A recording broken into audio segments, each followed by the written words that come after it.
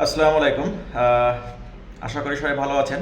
বরাবরের মতো আমি আবার আপনাদের সামনে হাজির হয়েছি। আজকে আমার যে টপিকস সেটা হচ্ছে আমাদের কিভাবে আমরা যখন সিভিটা সেন্ড করি কাউকে কিভাবে সেন্ড করা উচিত। সর্বপ্রথম আমি আমার পরিচয় দিই। আমি মোহাম্মদ অমিত হাসান, একজন সাস্টেনেবিলিটি অ্যান্ড কমপ্লায়েন্স প্রফেশনাল। এই সেক্টরে অলমোস্ট 8 ইয়ার্স আছি। তা আমার যে অভিজ্ঞতাটা আমি এই পর্যন্ত পেয়েছি সেটা আপনাদের সাথে শেয়ার করতে চাচ্ছি। এই সেক্টরে দীর্ঘদিন যাবৎ কাজ করার ফলে এবং অনেক মানুষের সাথে পরিচয় হওয়ার ফলে যে ইন্টারনাল কমিউনিকেশনটা রেইজ হয়েছে, তার সুবাদে অনেকেই আমার কাছে বলেন যে এই রকম আমার লোক দরকার। তা আপনার কাছে যদি কোনো পরিচিত লোক বা কারো সিভি থেকে থাকে তাহলে আমাদের সাথে একটু বা আমার সাথে একটু শেয়ার করেন। তা আমি যেটা শেয়ার করতে চাচ্ছি, আমার মনে হয় এটা অনেকের সাথেই হয়। জাস্ট আমার অভিজ্ঞতাটাই বলি। তো এই সিভিটা বা যখন সার্চ করা হয় আমাকে বলা হয়, তখন আমার যে ইন্টারনাল কমিউনিকেশন চ্যানেল আছে সেই চ্যানেলে আমি শেয়ার করি। সেটা হোয়াটসঅ্যাপ গ্রুপ, লিঙ্কডইন বা টেলিগ্রাম বা ফেসবুক, যাই হোক যে মাধ্যম আমি ইউজ করি সে মাধ্যমে আমি শেয়ার করি। কি কোন পজিশনের লোক লাগবে, এক্সপিরিয়েন্সটা কেমন, তারপরে হচ্ছে কোন ইন্ডাস্ট্রিতে আসলে কি তাদের যে কি পয়েন্টগুলো, সেই পয়েন্টগুলো দিয়ে আমি যখন সার্চ দিই তখন আমার কাছে অনেক সিভি জমা হয়।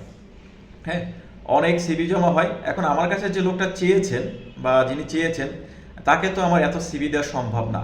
তখন কি করি, আমি একটু স্ক্রিনিং করার চেষ্টা করি যে আমি একটু বেছে বেছে তাকে কিছু শর্ট লিস্টেড সিভি দিই। বাট আমি যখন আমার কাছে সিভিটা পাই তখন দেখা যায় যে যে সিভিগুলো অনেকেই আমাকে সিভিটা দিচ্ছে ইমেজ আকারে।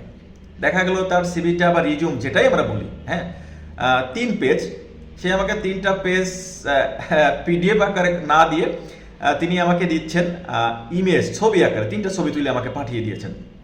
তাহলে আমার কি এত সময় পাবো আমি, যেখানে আমার কাছে অনেক সিভি জমা পড়তেছে, তা সেই লোকটার সিভিটাকে আমি সেই ইমেজ থেকে ওয়ার্ডে নিয়ে সেই ওয়ার্ডে পেস্ট করে সেই ওয়ার্ড ফাইলটাকে আবার পিডিএফ করে কি আমি সেই যিনি সিভি চেয়েছেন তাকে পাঠাবো? এত সময় কি একজন সিভি যিনি স্ক্রিনিং করে তার থাকে? আচ্ছা, এরপরে অনেকে আবার সিভি পাঠায় ওয়ার্ড ফাইলে। হ্যাঁ, আপনারা জানেন বা আমরা জানি ওয়ার্ড ফাইলে যদি সিভি পাঠায় অনেক সময় উইন্ডোজ আপ ডাউনের জন্য সেই ওয়ার্ড ফাইলটা অনেকের ল্যাপটপ বা কম্পিউটারে ওই সাপোর্ট করে না, ওপেন হয় না। এটা কিন্তু একটা বিরাট প্রবলেম। তারপরে যদি ওপেন হয় ল্যাঙ্গুয়েজটা বা এদিক সেদিক হয়ে যায়, তাহলে এটা কিন্তু আসলে অ্যাপ্রোপ্রিয়েট ওয়ে আমার কাছে মনে হয় না। এরপরে কমন আর একটা প্রবলেম হচ্ছে, যিনি সিভি পাঠিয়েছেন তখন যখন তার সিভিটা আমি ডাউনলোড করি, ডাউনলোড করার পরে দেখা যাচ্ছে সিভি যে রিনেমটা তার নামে নাই। রিনেমটা অন্য কোনো ওয়ার্ড মানে নামে আছে। দেখা গেল যে তিনি কতবার কারেকশন করছে, কারেকশন 5 টাইমস, এরকম আপডেটেড 5 টাইম বা 4 টাইম, এরকম তার নামে থাকে না, অন্য একটা নামে সিভি থাকে। এখন আমি ডাউনলোড করে যখন আসতেছি তখন আমার দেখতে হচ্ছে এটা আসলে কার সিভি, কে পাঠাইলো। আবার রিচেক মানে ডাবল চেক, একবার তো দেখলাম, এরপরে যখন আবার ডাউনলোড করে আমি আবার শর্ট লিস্টেড বা করার সময় আবার তার ওপেন করে দেখা লাগতেছে এটা কার সিভি করলাম। এটা কিন্তু একটা বিরক্তিকর আর লাগে আর কি। এরপরে আবার অনেকে আমার কাছে আমি পেয়েছি, একদিন কোনো এক ভার্সিটির, পাবলিক ভার্সিটির, তিনি আমাকে সিভি পাঠিয়েছেন মেইলের মাধ্যমে। তা আমি দেখলাম তিনি সিভি পাঠিয়েছেন, নো প্রবলেম, সিভিটা পিডিএফ আকারেই ছিল আমার কাছে। বাট প্রবলেমটা হয়ে গিয়েছে, তিনি সাবজেক্টে লিখে ফেলাইছে রচনার মতো। এখন রচনাটা কেন লিখছে, তিনি সুন্দর করে লেখছে যে ডিয়ার স্যার, আপনি অমুক তারিখে পোস্ট দিয়েছিলেন, সেই পোস্টের এগেনস্টে আমি আমার সিভিটা পাঠাচ্ছি। আমি এই ভার্সিটিতে পড়ছি, এত গ্র্যাজুয়েশন ক্লিয়ার করছি, এখন যদি আমি জবটা পাই আমার খুব উপকার হয়। যাক, যে জিনিসটা লেখার কথা সেই জিনিসটা লিখছে, বাট আনফর্চুনেটলি তিনি যে জিনিসটা মেইলের বডিতে লেখার কথা সেই জিনিসটা লিখছে হচ্ছে সাবজেক্টে। এখন যিনি সিভি স্ক্রিনিং করবে তিনি যদি দেখে যে মেইলটা করা হয়েছে সে মেইলের বডিতে না লেখে বড় এক মস্ত বড় সাবজেক্টে তিনি সেটা লিখে ফেলছে, তাহলে তিনি কিন্তু স্ক্রিনে বাদ চলে যায়। কেন যায়? যে আমার কাছে হিউজ সিভি জমা পড়তেছে, আমার কাছে হিউজ, তাহলে আমি কেন একজন ভুল মানুষের সিভি আমি নিব? হ্যাঁ, এটা কিন্তু যখন আমি কম্পেয়ার করব, কম্পেয়ারে কিন্তু তার পয়েন্টটা লো হয়ে যাচ্ছে, তখন আমার মনে হয় যে না, সে আসলে ক্যাপাবল না, যে একটা মেইল লিখতে পারে না, মেইলটা আসলে কিভাবে কোথায় কোনটা লেখা উচিত মানে সে জানে না, তাহলে সে এটার জন্য পারফেক্ট না হইতে পারে। জাস্ট আমি কিন্তু যে জিনিসগুলো বলতেছি এটা একটা স্ক্রিনিং পর্যায়ে আছে, স্ক্রিনিংয়ের সময় কেন সিভিগুলো বাদ চলে যায়।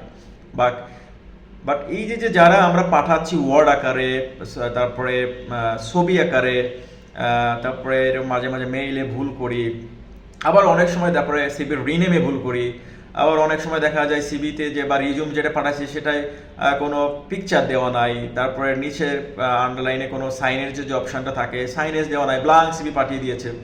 এরকম অনেক জিনিসগুলো কিন্তু আসলে যখন অনেকের ভিতরে কয়েকটা সিভি বাছা হবে তখন কিন্তু এই জিনিসগুলো দেখা হয়। হ্যাঁ, সাথে এক্সপিরিয়েন্স, এই জিনিসগুলো দেখা হয়। বাট যে নর্মস, যে ফার্স্ট যে নর্মসটা, সেই নর্মসগুলো দিয়ে কিন্তু আগে একটা স্ক্রিনিং করা হয়।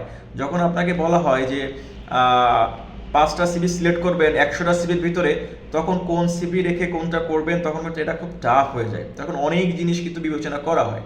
তার ভিতরে কিন্তু এই স্ক্রিনিং, আপনি ভুল করতেছেন কোন পয়েন্টে, যে সেটা কিন্তু দেখা হয়। একজন পিডিএফ আকারে রেডি করে সিভি পাঠিয়েছে, আর একজন মানে সিভি পাঠিয়েছে ইমেজ আকারে, তাহলে ইমেজ আকারে সিভি অবশ্যই বাদ। আচ্ছা, একজন পিডিএফ আকারে সিভি তৈরি করে পাঠিয়েছে, আর একজন শুধু ওয়ার্ড ফাইলে দিয়েছে, তার ওয়ার্ড ফাইলটা যখন ওপেন হয়েছে তার ছবি একদিকে, লেখার একদিকে, ফন্টের ঠিক নাই, তখন কিন্তু সেই ওই সিভিটা আস্তে করে রিসাইকেল বিনে চলে যায়।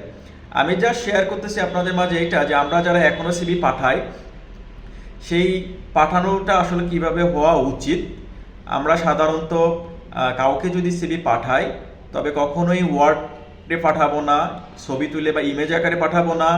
তারপরে সিভির রিনেমে অবশ্যই আমার নাম লিখে পাঠাবো, যে যিনি পাঠাচ্ছেন তার নাম লিখে পাঠাবো। এরপরে ছবি অ্যাটাচ করা থাকবে, সাইন করা থাকবে সিভিতে।